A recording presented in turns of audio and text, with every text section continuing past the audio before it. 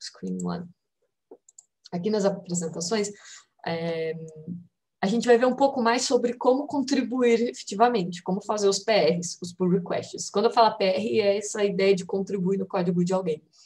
Então, tem duas formas que a gente pensou em mostrar para vocês. Uma é a forma mais tranquila, que você faz sem ter que instalar nada disso que a gente está falando.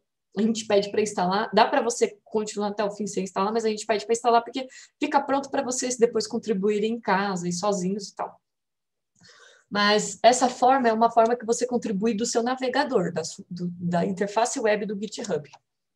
Então, com essa forma, a gente não precisa instalar o Git, não precisa instalar nada no computador. Então, é um ponto legal, né? A gente não precisa preparar uma estrutura.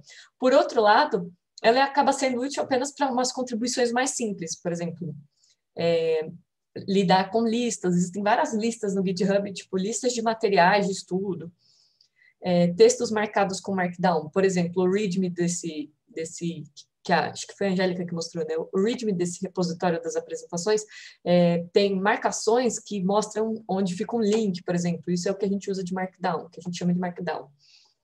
Traduções também é algo que dá para a gente fazer pela interface web. Mas, por exemplo, se você quiser contribuir com um pacote de R, já fica um pouco mais difícil, porque como é que você vai executar o código e testar? Então, essa forma com a interface do web, apenas na página do GitHub, é uma forma mais limitada. Mas como que a gente faz, por exemplo? Eu tirei print screen fazendo isso para ficar um pouco mais fácil agora. Eu escolhi um repositório aqui da PyLates, né, de materiais da PyLates. Então, esse é um repositório que eu não tenho acesso, certo? Eu não tenho acesso para escrever nesse repositório. Aí, a segunda coisa foi, eu olhei os documentos da PyLates, desse repositório da PyLates, e eu escolhi um arquivo que eu queria mexer. Por exemplo, esse readme.md. Esse arquivo readme é onde tem uma lista de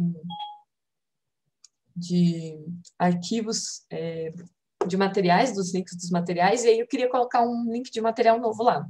Então, eu cliquei nesse arquivo para abrir ele. Aí aqui abriu esse arquivo readme.md. Quando a gente abre esse arquivo, ele deixa um lápis disponível, certo? Esse lápis que eu marquei. E quando a gente clica nesse lápis, ele entra no modo de edição e deixa uma mensagem. E o que essa mensagem diz? Está em inglês aqui, mas eu traduzi em cima. Ele diz que a gente está fazendo alterações em um projeto que a gente não tem acesso para escrever. Eu não sou uma pessoa mantenedora desse projeto. Aí ele já fala que eles criaram um fork. O GitHub já cria um fork automaticamente quando você clica nesse lápis. Então, lembra que a gente comentou que a gente tinha que fazer uma cópia na nossa conta do GitHub para poder editar? Quando você clica no lápis, ele já entende que você quer fazer isso, ele já cria essa cópia. E aí ele fala, nós criamos um fork desse projeto para você enviar as alterações propostas. O envio de uma alteração agravará em um novo branch, em seu fork, para que você possa enviar um pull request. Então, a ideia é, você clicou no lápis, ele vai criar essa cópia, você edita o que você quiser, e aí ele vai colocar essa edição em uma nova branch, um novo ramo, para que você possa enviar essa contribuição para a pessoa mantenedora do repositório.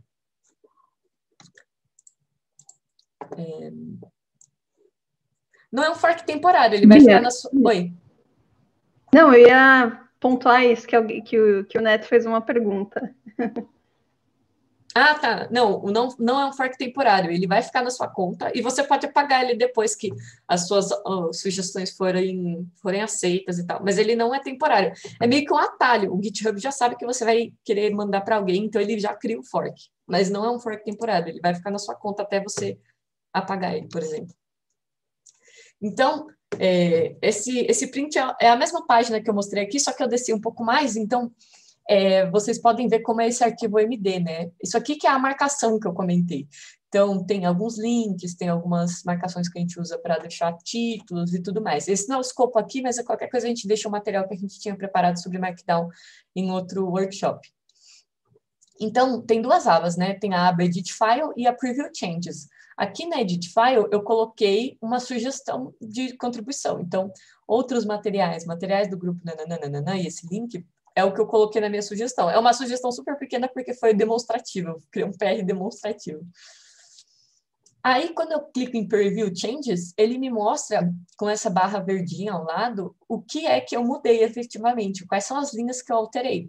Então, isso aqui, aí aqui nessa aba eu edito e nessa aba eu vejo como essa contribuição vai ficar depois que ela for aceita, né? Aí, bom, fiz a minha pequena contribuição, porque a ideia é não façam contribuições enormes, gigantes, mudando todo o repositório da pessoa. É interessante que sejam mudanças pequenas.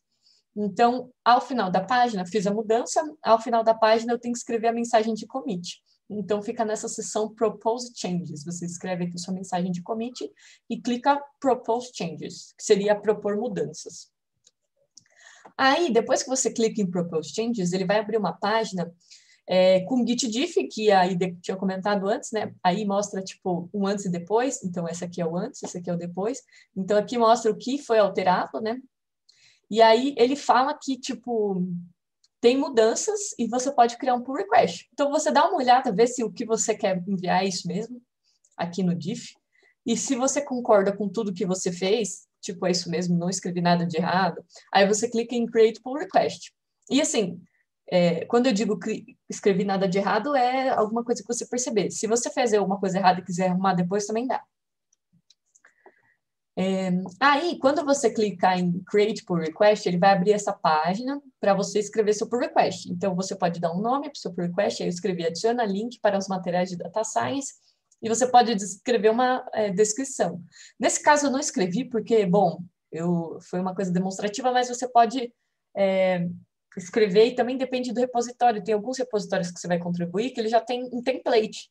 Por exemplo, o glossário que a gente vai falar depois, que é sobre tradução, ele já pede assim para você colocar qual que é o idioma que você está traduzindo, quais são os termos que você traduziu. Tem um template que você só preenche as informações que querem para ficar padronizado. Aí, depois que você escrever aqui o nome do seu pull request e a descrição, você clica Create Pull Request e ele vai ser criado.